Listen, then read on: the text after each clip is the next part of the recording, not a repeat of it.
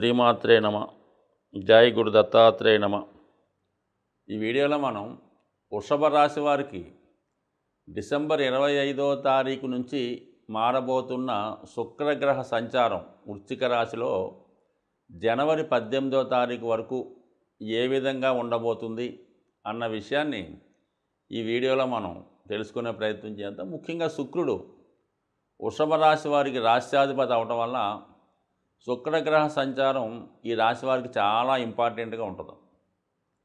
ఒక శుభకార్యం జరగాలన్నా, ఒక ఉద్యోగ ప్రయత్నం చేయాలన్నా, ఆర్థిక సమస్యలు తొలగాలన్నా శుక్రుడి యొక్క సంచారం మీద ఆధారపడి ఉంటుంది.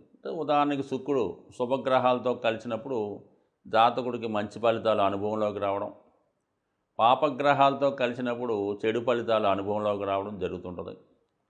అలాగే శుక్రుడు తన గమనంలో ఒక రాశి నుంచి ఇంకొక రాశికి మారినట్టే ఒక నక్షత్రం నుంచి ఇంకొక నక్షత్రానికి మారడం జరుగుతుంటుంది. ఈ మారే ప్రయత్నంలో మరి ప్రస్తుతం 25వ తారీఖు డిసెంబర్ నెలలో విశాఖ నక్షత్రం మీద నుంచి అనురాధ నక్షత్రం మీదుగా ప్రయాణం చేస్తూ దాని తర్వాత జ్యేష్ఠ నక్షత్రం మీద సంచరిస్తూ మరి ధనుసు రాశిలోకి వెళ్ళిపోవడం జరుగుతుంది జనవరి 18వ తారీఖున. ఈ నక్షత్రాధిపతి ఫలితాలు కూడా ఇవ్వడం జరుగుతుంటుంది. ఒక విధంగా మరి మొదటిసారిగా విశాఖ నక్షత్రంలో అంటే ఒకే పాదం కాబట్టి అది కొద్ది రోజులే సంచరిస్తాడు. ఆ సమయంలో గురువు యొక్క ఫలితాలు ఇవ్వడం జరుగుతుంది. అంటే శుక్రుడు శుభగ్రహమే, గురువు కూడా శుభగ్రహమే. ఈ రెండు గ్రహాలు కలిసి ఒక ఫలితాన్ని ఇచ్చినప్పుడు ఎలా ఉంటుందంటే, మీకు ఏదో ఒక మంచి భోజనం చేసే టైం వచ్చిందనుకోండి, మంచి భోజనం చేయాలి ఆ రోజు, కానీ మీరు అనుకున్న దానికన్నా మంచి స్వీట్స్తో మంచి సౌకర్యవంతంగా ఒక మంచి 5 స్టార్ హోటల్ లాంటి వాటిలో భోజనం చేయడం జరుగుతుంది. అంటే రెండు అంత హైప్గా రావడం జరుగుతుంటుంది. ఒక ప్రయాణం చేయవలసి వచ్చినా కూడా ఫ్లైట్లో ప్రయాణం చేయనట్టు అంత బలమైన ఏదో మామూలు కారు కాకుండా ఒక BMW కారులో ప్రయాణించినట్టుగా మీకు ఫలితం ఇవ్వడం జరుగుతుంది. అంటే ప్రస్తుతం వ్యయంలో ఉన్నాడు కాబట్టి గురువు, మరి శుక్రుడు షష్టాధిపతి కాబట్టి ముఖ్యంగా రుణాలు తీర్చే ప్రయత్నం జరుగుతుంది. మీరు ఎవరికైనా ధనం అప్పు ఇవ్వాల్సి ఉన్నా కంప్లీట్గా దాని నుంచి బయటపడి వాడిని రుణాలు తీర్చే ప్రయత్నం చేయడం. అలాగే మరి రావాల్సిన ధనం కూడా ఆ విధంగా వస్తుంది. అంటే గురువు మరి రాశి వారికి అష్టమ లాభాధిపతి అవటం వల్ల ఆకస్మిక ధనలాభం, ఇన్సూరెన్స్ ద్వారా చిట్స్ ద్వారా డబ్బులు రావడం, ముఖ్యంగా మరి ఆ లాభాధిపతి గురువు వ్యయంలో ఉండడం, ఆకస్మికంగా మీకు వచ్చినటువంటి ధనం అయితే ఫిక్స్డ్ డిపాజిట్ వల్ల లేదంటే ఇన్సూరెన్స్ వల్ల వస్తే ఆ ధనాన్ని మీరు అప్పు ఏదైనా ఎవరికైనా బాకీ ఉంటే తీర్చే ప్రయత్నం చేస్తారు. ఇంకా లేదన్నప్పుడు మరి 12వ స్థానంలో గురు ప్రభావం, శుక్ర ప్రభావం కాబట్టి పిల్లలకి ఏమైనా వస్తువులు కొనడం కానీ, బంగారు ఆభరణాలు కొనడం కానీ, ఎవరికైనా గిఫ్ట్ ఇవ్వడం కానీ, ఏదైనా టెంపుల్కి డొనేషన్ ఇవ్వడం కానీ కూడా జరిగే అవకాశం ఉంది. సో ఏదైనా మంచిది, ఎందుకంటే మంచి గ్రహాలు రెండు కలయిక కాబట్టి హ్యాపీగా సంతోషంగా ఉంటుంది. ఇక అనురాధ నక్షత్రం మీద సంచరించే సమయంలో మరి శుక్రుడికి అనురాధ నక్షత్రాధిపతి శని మిత్రగ్రహం అవటం వల్ల ఇది ముఖ్యంగా స్త్రీలకి ఉద్యోగ అవకాశాలు, మరి సప్తమ స్థానం కదా వృషభ రాశి వారికి, అందుకని స్త్రీలకి ఉద్యోగ అవకాశాలు, అది దూర ప్రాంతంలో కానీ అనుకోకుండా మీరు ఒక చోట ప్రయత్నం చేస్తుంటే వేరే చోట ఉద్యోగం రావడం కానీ జరిగే అవకాశం ఉంటుంది. ముఖ్యంగా వివాహ సంబంధించిన విషయాల్లో ఉన్నటువంటి సమస్యలు పరిష్కరించుకోవడం కూడా జరుగుతుంది. అంటే వృషభ రాశి వారికి శని యోగకారకుడు, భాగ్య రాజ్యాధిపతి, ప్రస్తుతం రాజ్యస్థానంలో సంచరిస్తున్నాడు. ఒక విధంగా వివాహ విషయంలో ఉన్నటువంటి చికాకులు తొలగడం, న్యాయం మీ పక్షాన ఉండడం, ఉద్యోగ ప్రయత్నాలు ఫలించడం, ఉద్యోగంలో అభివృద్ధి రావడం, ఇవన్నీ చాలా అనుకూలంగా ఉంటాయి. ఇది మగవాళ్ళు అనుకోండి వృషభ రాశిలో, వాళ్ళ భార్యకి ఉద్యోగ అవకాశం రావడం లేదా భార్య ద్వారా ఏదైనా కలిసి రావడం కానీ జరిగే అవకాశం ఉంది. సో మొత్తం మీద ఏంటంటే స్త్రీల నుంచి, భార్య నుంచి, తల్లి సమానులైన వ్యక్తుల నుంచి కూడా మీకు ఆర్థిక సహకారం కానీ, ఉద్యోగపరంగా అభివృద్ధి కానీ, వారి నుంచి శుభవార్తలు వినడం కానీ, వారు మీకు అనుకూలంగా మీకు ఫేవర్గా ఉండడం కానీ జరిగే అవకాశం ఉంది. బట్ బుధుడు యొక్క నక్షత్రం మీద సంచరిస్తాడు, రేవతి కాదు, జ్యేష్ఠ నక్షత్రం. జ్యేష్ఠ నక్షత్రాధిపతి బుధుడు మరి ఈ రాశి వారికి ధన పంచమాధిపతి. ధన పంచమాధిపతి అష్టమ స్థానంలో సంచరిస్తున్నాడు. ఇంకా ధనాధిపతి అష్టమ స్థానంలో ఉన్న ఫలితం ఇవ్వడం జరుగుతుంది. ఆకస్మిక ధనలాభం, మీ కుటుంబ సభ్యులు మీకు ఆర్థిక పరంగా సహకరించడం, అనుకోకుండా శుభవార్తలు వినడం, ఇది దగ్గర బంధువుల నుంచి కానీ మీ కుటుంబ సభ్యుల నుంచి కానీ మీ సంతానం ద్వారా కానీ, ఎందుకు పంచమాధిపతి కూడా ఉన్నాడు కాబట్టి అష్టమం ఎప్పుడు కూడా సడన్గా విషయాలు చెప్తూ ఉంటుంది, ఏదైనా మంచి అన్నా చెడన్నా. కానీ ఇక్కడ బుధుడు శుభుడు కాబట్టి వీళ్ళకి కోణాధిపతిగా ధనాధిపతిగా ఉన్నాడు కాబట్టి 100% సంతాన విషయంలో శుభవార్తలు, అలాగే ఏదన్నా మీరు ఎవరైనా ఇష్టపడుతున్నా ప్రేమ వ్యవహారంలో ఉన్నా దాంట్లో సక్సెస్ రావడం, అలాగే మీ టాలెంట్కి తగిన గుర్తింపు రావడం, ఉన్నత విద్యా అవకాశాలు, ఇవన్నీ కూడా ఈ రాశి వారికి లభించే అవకాశం ఉంది. ఎందుకంటే బుధుడు మిత్రుడు, పైపెచ్చు శుక్రగ్రహానికి ధన పంచమాధిపతి కాబట్టి ఏదన్నా మొత్తం మీద టోటల్గా పరిశీలించినప్పుడు ఈ రాశి వారికి మరి మొత్తం మీద ఆర్థిక పరంగా చాలా అనుకూలంగా ఉంది. రుణాల నుంచి బయటపడతారు, శుభవార్తలు వింటారు, అనుకూలంగా ఉంది. కానీ జాతకుడికి ఎక్కువ ధనం అంటే బుధుడు,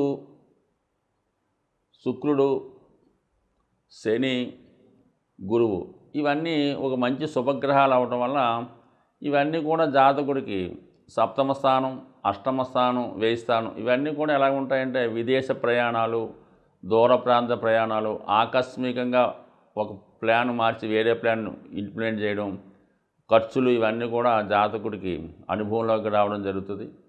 అలాగే ముఖ్యంగా సప్తమ స్థానానికి సంబంధించింది అంటే వివాహ ప్రయత్నాలు ఫలించడం కానీ, ఎవరైనా కొంతమంది అంటే ఈ కుజుడు శుక్రుడు కాంబినేషన్ ఉన్నప్పుడు వివాహేతర సంబంధాలు పెట్టుకోవడం జరుగుతుంటుంది, అలా పరిచయాలు కలగడం జరుగుతుంటుంది.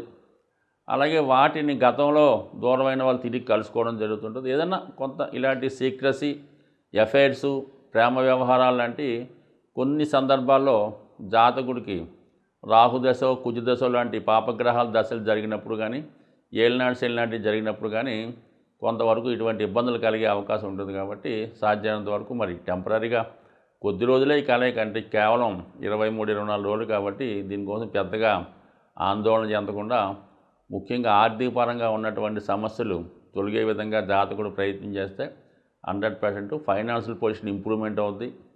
అనుకోకుండా ధనం చేతికి వచ్చే అవకాశం ఉంది. ఇంకా మేలైన ఫలితాలు కావాలంటే ముఖ్యంగా నిరంతరం కూడా ఎల్లప్పుడూ కూడా ఈ వృషభ రాశి వారు శ్రీ సూక్త పారాయణ, కనకదార స్తోత్ర పారాయణ లాంటివి చేసుకోవడం, మరి అంత పెద్ద లేదు లక్ష్మీ స్తోత్ర పారాయణ చేసుకోవడం, సింపుల్గా లక్ష్మీ అమ్మవారిని పూజించుకోవడం వల్ల కంప్లీట్గా శుక్రగ్రహం బలం వృషభ రాశి వారికి ఎంత బాగుంటే జాతకుడు అంత సక్సెస్ఫుల్గా జీవితం ముందుకెళ్ళి సౌకర్యాలు అనుభవించే అవకాశం ఉంటుంది.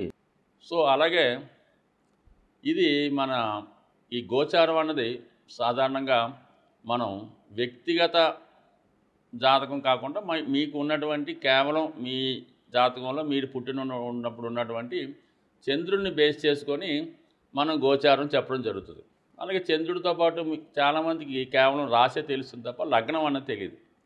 కొంతమందికి ఆటోమేటిక్గా మేషలగ్నం వారికి కూడా మనం చెప్పినటువంటి ఫలితాలు కొంతవరకు మాత్రమే వర్తిస్తాయి. అంటే గోచారం ఎంతవరకు మనకి జాతక చక్రంలో ఒక ఫలితం ఉన్నది అంటే మీకు ప్రభుత్వ ఉద్యోగం ఉందని మీ జాతకంలో రాసి ఉంది, లేదా మీ క్రీడా రంగంలో విజయం సాధిస్తారని రాసి ఉంటే అప్పుడు మాత్రమే ఈ గోచారం మీకు సపోర్ట్ చేస్తుంది తప్ప మీ జన్మ జాతకంలో జాతక పీఠిక మీద ఇటువంటి యోగాలు లేవనుకుందాం. పైపు వివాహం అవ్వచ్చు, సంతానం అవ్వచ్చు, ఉద్యోగం అవ్వచ్చు, ఏదన్నా జాతక చక్రంలో ఉన్నటువంటి ఫలితాలు మాత్రమే గోచారరీత్యా గ్రహాలు మారినప్పుడు ఆ ఫలితాలు మీకు ఇవ్వడం జరుగుతుంది.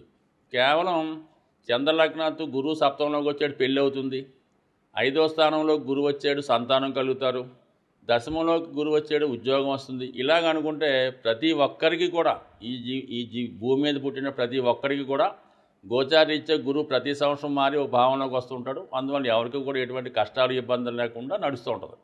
సో అందువల్ల ఎంతసేపు కూడా జన్మజాతకం ఇంపార్టెంటు. ఆ జన్మజాతకంలో ఉన్నటువంటి గ్రహాల స్థితిగతులను బట్టి ఉన్న యోగాలను బట్టి మీకు గోచారం సపోర్ట్ చేస్తుంది. కాబట్టి సాధ్యమైనంత వరకు ముఖ్యమైన కార్యక్రమాలు చేపట్టేటప్పుడు అందులో వివాహం, ఉద్యోగం, అలాగే ఏదైనా వ్యాపారం ప్రారంభించే ముందు లేదా మనం గృహయోగం ఉందా లేదా ఇలాంటి విషయాలు తెలుసుకున్నప్పుడు మీకు నమ్మకమైనటువంటి జ్యోతిష్కుల్ని చూపించుకోవడం, వారి సలహాలు సంప్రదింపులు చేసుకొని కూడా మనం దాన్ని జాతకాన్ని పరిశీలించుకోవాలి. జాతకంలో యోగం ఉన్నా కూడా దాని దశలు కూడా అనుకూలంగా రావాలి. అటు ఒకటికి మంచి శుక్రమాదశ ఉంటుంది. ఆ శుక్రుడు ఖచ్చితంగా 4వ స్థానంలో మంచి ఉచ్చులో బలంగా ఉంటాడు. అంటే మంచి వాహన యోగం, గృహయోగం అన్నీ జరుగుతాయి. కానీ మరి ఆ శుక్రమాదశ రావాలి కదా. ఆ శుక్రుడు ఎప్పుడో జీవిత చివరి భాగంలో వచ్చినా ఫలితం ఉండదు, అలాగే ప్రారంభంలో చిన్నప్పుడు పోయినా ఫలితం ఉండదు. సో అందువల్ల దశలను బట్టి ఆ దశలకి గోచారం సపోర్ట్ చేయబట్టి మీ యొక్క జాతక విశ్లేషణ ఉంటుంది. కాబట్టి సాధ్యమైనంత వరకు తెలిసిన వారికి, బాగా సబ్జెక్ట్లో అనుభవం ఉన్న వాళ్ళకి మీ యొక్క జన్మజాతకాన్ని కూడా చూపించుకొని అందులో ఉన్నప్పుడు మీరు ఖచ్చితంగా కొంత ప్రయత్నం చేసి లేదా విదేశం కోసం వెళ్తాం. జన్మజాతకంలో లేనప్పుడు గోచారంలో సపోర్ట్ చేయడానికి ఏం ఉపయోగం? ఎన్నిసార్లు వెళ్ళినా కూడా వచ్చినట్టే వెనక్కి ఫెయిల్ అవుతుంటుంది, ఊరికే మనీ వేస్ట్ అవుతుంటుంది. సో ఆ కారణం వల్ల జన్మజాతకం ఇంపార్టెంట్. బట్ ఏదైనప్పుడు కూడా జన్మజాతకం బాగుండాలి, దశలు బాగుండాలి, గోచారం బాగుండాలి. ఇవన్నీ బాగున్నప్పుడు మాత్రమే జాతకుడు తన జాతకంలో ఉన్నటువంటి యోగాలు అనుభవించి మరి వాళ్ళ యొక్క జీవితంలో ఉన్నత స్థాయికి వెళ్ళే అవకాశం ఉంటుంది. స్వస్తి.